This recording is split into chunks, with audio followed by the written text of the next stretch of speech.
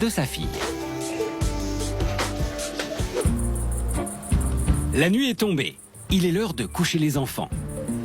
Depuis quelques jours, Sandrine a repris confiance en elle et en sa fille. Papa. Le fait que Sandrine lise une histoire à Emeline donne des idées à Maxence. Il prend son rôle d'aîné à cœur et lit une histoire à son petit frère.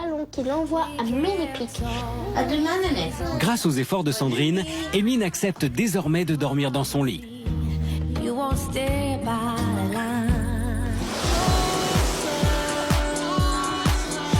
Maintenant, Sandrine prend plaisir à emmener ses enfants à l'école à pied.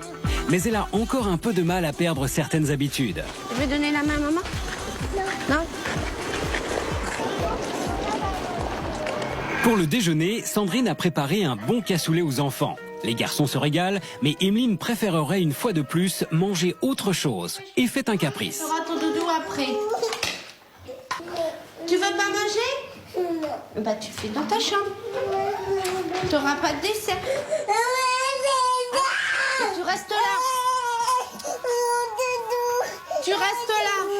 Quand tu auras fini de pleurer, que tu seras décidé de boire de l'eau et de finir de manger, tu redescendras. Voilà.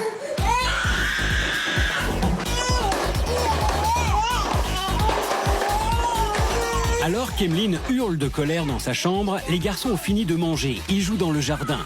Mais très vite, la petite entend ses frères s'amuser. Elle décide tout naturellement d'enfiler son plus beau déguisement et de les rejoindre. Émilie, tu viens te rhabiller comme t'étais. Et toi, qu'est-ce que c'est? Je te rhabille et tu vas au coin. Mets-toi face au mur.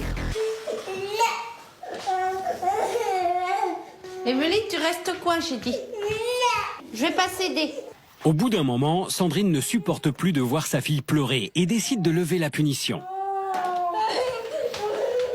Écoute, pleure pas. Ta punition est levée. Et t'es gentille, t'arrêtes de pleurer. D'accord? Allez, va. Malgré tous les efforts de sa mère, Emeline a gagné. Elle a réussi à ne pas manger et elle n'a pas respecté la punition de sa maman. Super Nanny est de retour, un DVD à la main. Elle veut regarder avec la famille le déroulement de ces 2 journées passées en son absence. Son objectif, rectifier ce qui ne va pas encore. Ça On y va.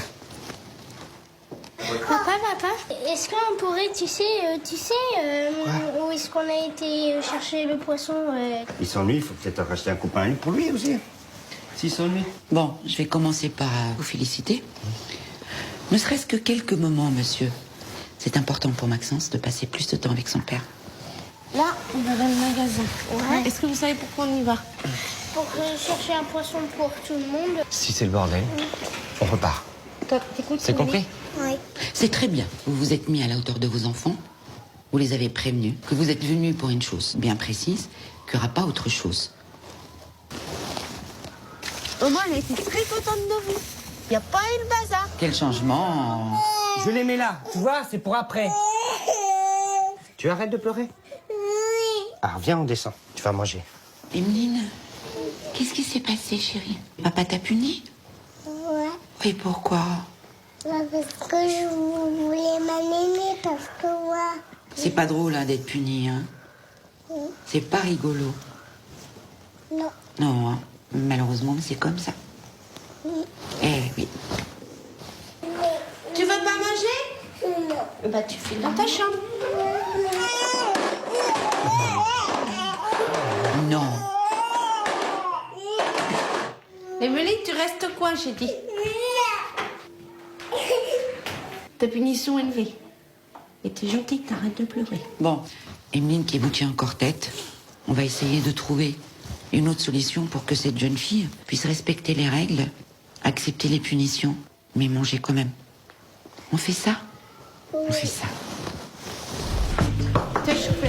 Quelque temps plus tard, c'est l'heure du déjeuner et Cathy va profiter de ce moment pour rectifier le caprice d'Emeline. Non, Émilie. Émilie. Nénette, tu manges? Emeline, si tu ne veux pas manger avec toute la famille, tu prends ton assiette, ta fourchette et tu vas déjeuner dans la cuisine toute seule.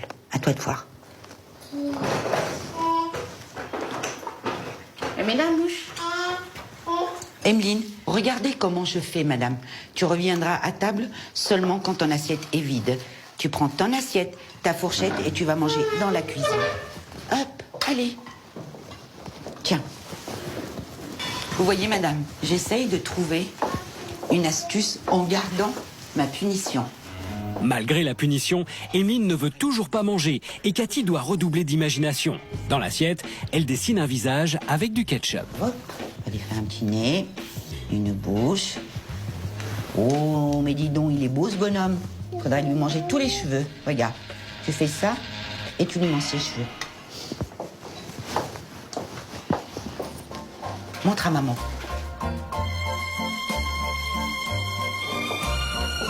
Cathy a prouvé une fois de plus qu'il est possible de contourner le refus d'un enfant par le jeu. Emeline a oublié les raisons de son caprice et mange finalement ses haricots.